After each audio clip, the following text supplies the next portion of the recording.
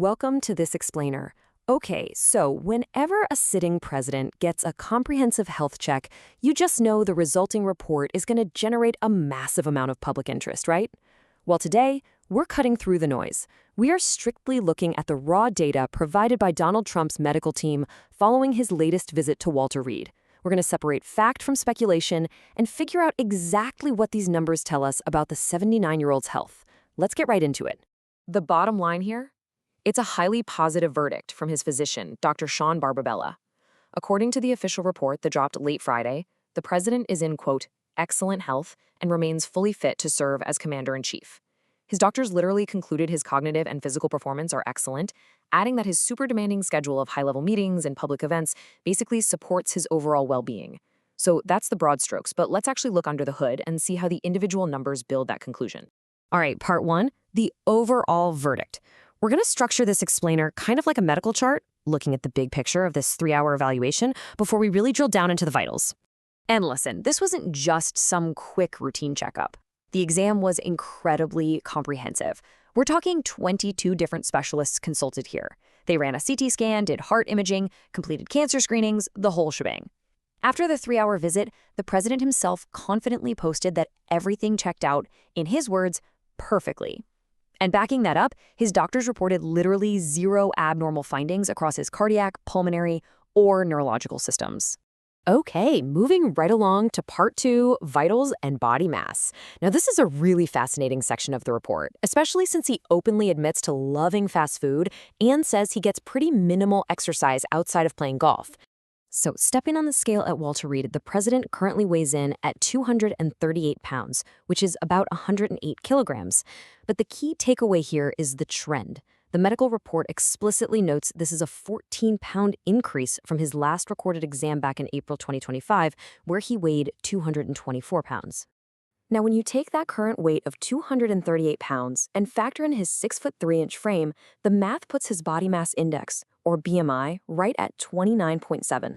And 29.7, that is a super crucial date point. Why? Because it is hovering right on the edge. In the medical world, a BMI of 30 or higher is officially classified as obese. Since he's sitting at that 29.7 borderline, his doctors actually stepped in and provided him with specific medical guidance on diet, physical activity, and strategies for losing some of that weight moving forward. All right, on to part three, heart, mind, and medications.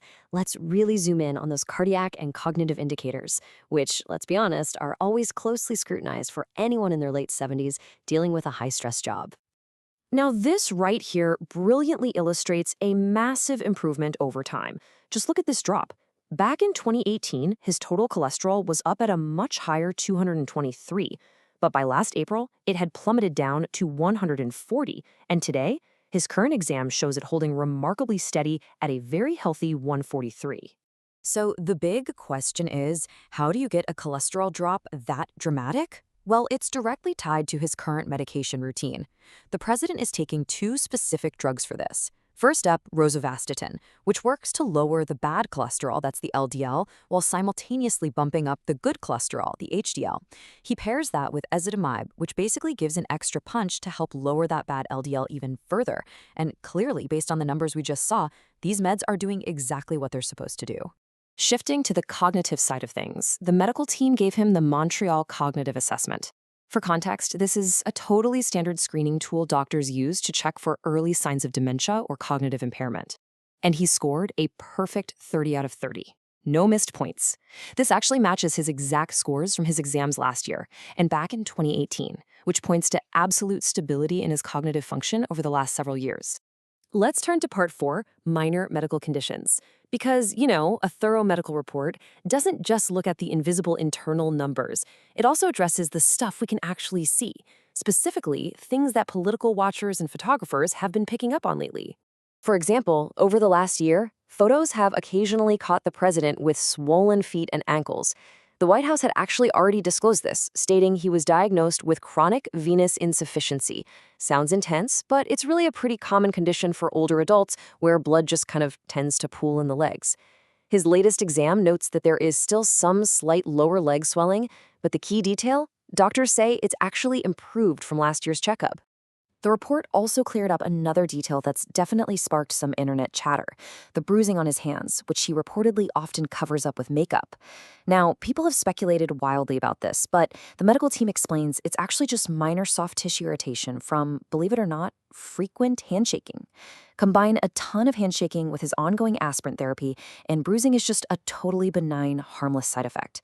To help clear it up, his doctors have actually suggested he just switch over to a low-dose aspirin. Okay, so stepping back from the pure medical data and looking at the macro view for a second, we have to ask, why does this specific report matter so much right now? This is his fourth public exam since returning to office, so what is the actual context driving this release?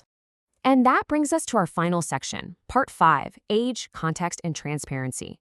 To really get why this matters today, you have to look at the political calendar. The president is actively trying to project stamina and fight off any public concerns right ahead of the midterms, often saying he feels exactly the same as he did 50 years ago. Age is just this massive, unavoidable theme right now, right? Let's put the numbers in perspective. Trump is currently 79, turning 80 next month. And remember, his immediate predecessor, Democrat Joe Biden, was 82 when he left office, and he famously stepped away from the 2024 race specifically because of intense public concern over his age. So, fair or not, presidential age and fitness are just under a microscope like literally never before. Now, here is a fascinating little legal reality for you. Even with all the intense scrutiny and past criticisms about missing details or skepticism from outside doctors, transparency is still 100% up to the administration. Past presidents have regularly released select results to give us all a peek into their health, sure. But there is absolutely no law, zero, that actually requires the disclosure of a president's full, unredacted health records. Which brings us to a pretty massive final question to wrap up this explainer. As our expectations around age, stamina, and fitness keep evolving in this political climate, where do we draw the line? Moving forward, what do you think is the right balance between a sitting president's right to basic medical privacy and the voting public's right to know if their leader is physically fit for the hardest job in the world? It's a heavy debate, and it is for sure not going away anytime soon. Keep questioning, keep learning, and hey, thanks for joining me for this explainer.